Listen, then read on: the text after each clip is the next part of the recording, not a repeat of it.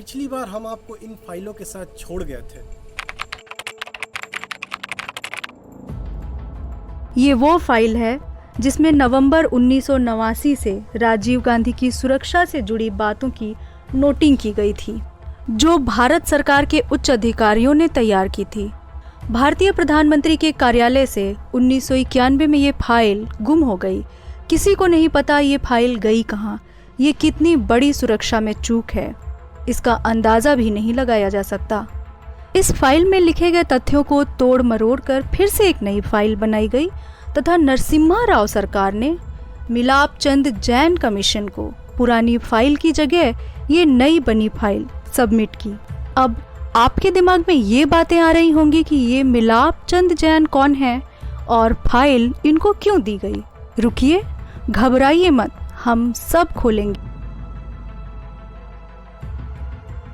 File number 1/1-4/5/91-IAS/D3। 1995 से ही ये file भी गुम हो गई थी। राजीव गांधी हत्याकांड को लेकर भारत सरकार द्वारा बनाए गए दोनों कमीशन, वर्मा कमीशन तथा जैन कमीशन, दोनों ने ये बात स्वीकार की है। एक ऐसी फाइल भी गुम हो जाती है जिसमें विदेशी एजेंसियों से भेजे गए मैसेज थे, जिसे हमारी सुरक्षा एजेंसियों ने इंटरसेप्ट किया था। इस इंटरसेप्ट किए गए संदेश में चंद्रा स्वामी, जिसे गॉडमैन भी कहा जाता था, तथा डॉक्टर सुब्रमण्यन स्वामी के नाम का जिक्र था।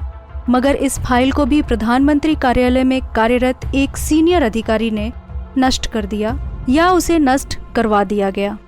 साल 1991 महीना अप्रैल का तारीख 20, भारत में चुनाव की सरगर्मियां अपने उफान पर थीं तथा नेताओं की रैलियां भी बहुत हो रही थीं। इन नेताओं की सुरक्षा को लेकर भी हमारी सुरक्षा एजेंसियां चौकन्नी थीं।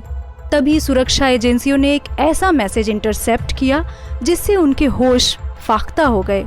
जो सुना वो बहुत ही आश्चर्यजनक था। मैसेज में कोई ये पूछ रहा था कि राजीव गांधी की हत्या कहाँ की जाए, दिल्ली या मद्रास। ये फाइल भी गायब हो जाती है और इस बात के पुख्ता प्रमाण हैं कि राजीव गांधी हत्याकांड के बाद सुरक्षा एजेंसियों ने दिल्ली से एक सोनिया नाम की लड़की की गिरफ्तारी की थी, जो LTTE की मेंबर थी, और उसने ये माना भी है कि अगर मद्रास में ये काम नहीं हो पाता तो हम राजीव गांधी की हत्या के काम को दिल्ली में अंजाम देते। और आपको बताते चलें कि वो फाइल जिसमें जैन कमीशन को बंद करने की सिफारिश नरसिम्हा राव सरकार द्वारा की गई है, आज भी पैनल के पास ही पड़ी हुई है।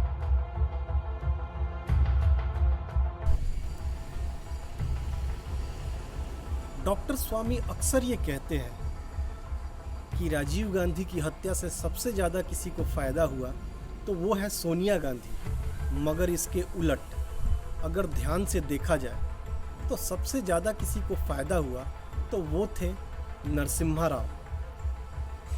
राजनीतिक जीवन के आखिरी दौर में नरसिम्हा राव भारत के प्रधानमंत्री बनते हैं तथा डॉक्टर स्वामी को कैबिनेट मंत्री का दर्जा देते हैं, जबकि डॉक्टर स्वामी विपक्ष के नेता थे। तो आप सोच सकते हैं कि क्या खेल खेला गया था।